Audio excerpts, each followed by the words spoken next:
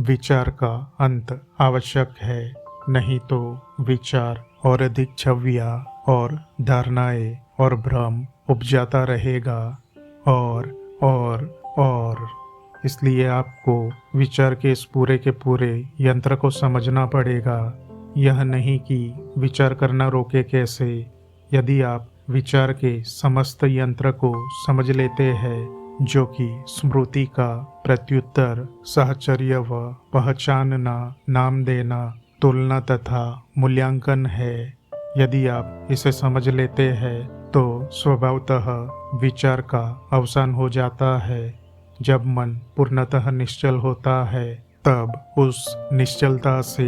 उस निश्चलता में एक बिल्कुल अलग तरह की गति होती है।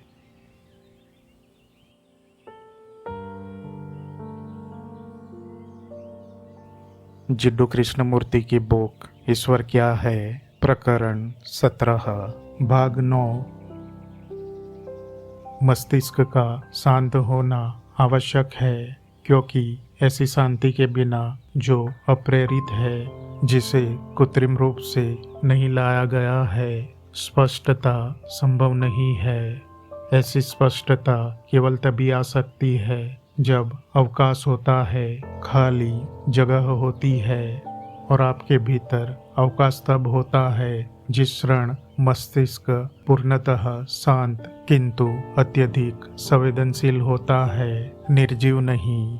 और इसी कारण यह बहुत महत्वपूर्ण है कि आप सारा दिन क्या कर रहे हैं। परिस्थितियों द्वारा, समाज द्वारा, आपके नौकरी धंधों और विशेषज्ञता द्वारा किसी दफ्तर में 30 या 40 साल निर्दयता से घिसते पीसते, इस सब के द्वारा मस्तिष्क कठोर बना दिया जाता है। उसकी असाधारण संवेदनशीलता नष्ट हो जाती है और मस्तिष्क का शांत होना जरूरी है। तब उसी से संपूर्ण मन, जिसमें मस्तिष्क भी शामिल है, पूरी तरह निश्चल होने में समर्थ होता है। यह निश्चल मन अब कुछ नहीं खोज रहा है, इसे किसी अनुभव की प्रतीक्षा नहीं है, यह कतई किसी अनुभव से नहीं गुजर रहा है।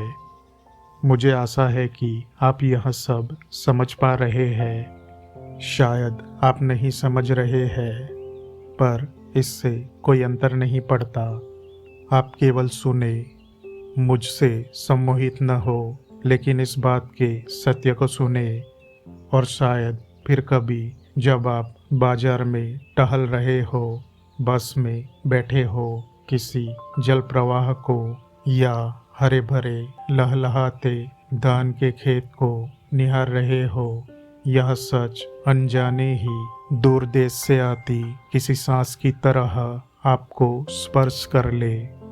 इसलिए तब मन बिना किसी दबाव के, बिना किसी बाध्यता के पूर्णतः निश्चल हो जाता है। यह निश्चलता विचार द्वारा निर्मित नहीं है, क्योंकि विचार तो समाप्त हो चुका है। विचार का पूरा यंत्र अब रुक चुका है। विचार का अंत आवश्यक है, नहीं तो विचार और अधिक छवियाँ और धारणाएं और भ्रम उपजाता रहेगा और इसलिए आपको विचार के इस पूरे के पूरे यंत्र को समझना पड़ेगा। यह नहीं कि विचार करना रोके कैसे।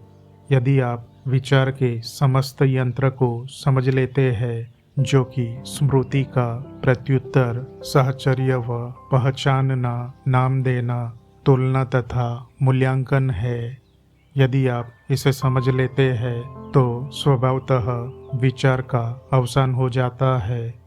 जब मन पूर्णतः निश्चल होता है, तब उस निश्चलता में एक बिल्कुल अलग तरह की गति होती है। वह गति विचार द्वारा, समाज द्वारा, आपने जो पढ़ा है या नहीं पढ़ा है, उस सब के द्वारा निर्मित गति नहीं है। वह गति समय व अनुभव की नहीं है, क्योंकि उस गति में कोई अनुभव नहीं है। एक निश्चल मन में कोई अनुभव घटित नहीं होता है। एक प्रखर जगमगाते प्रकाश को कुछ और अधिक नहीं चाहिए होता है। वह अपना प्रकाश स्वयं होता है। वह गतिशीलता किसी दिशा की ओर गति नहीं करती है, क्योंकि दिशा में तो समय निहित है। उस गतिमयता का कोई कारण नहीं है, क्योंकि जिसका कुछ कारण होता है उसका कोई कार्य अर्थात परिणाम भी होता है, और वह कार्य पुनः कारण बन जाता है।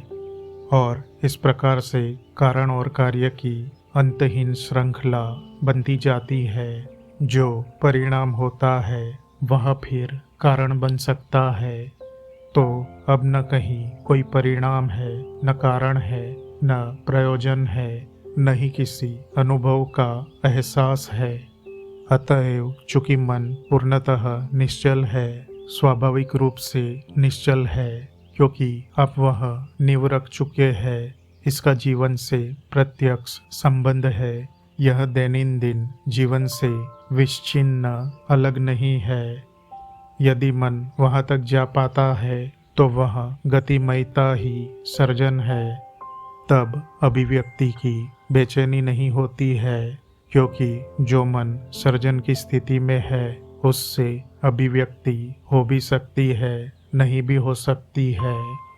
इस संपूर्ण मौन में मन की जो स्थिति है उसमें गति होगी, उसकी अपनी गतिशीलता होगी।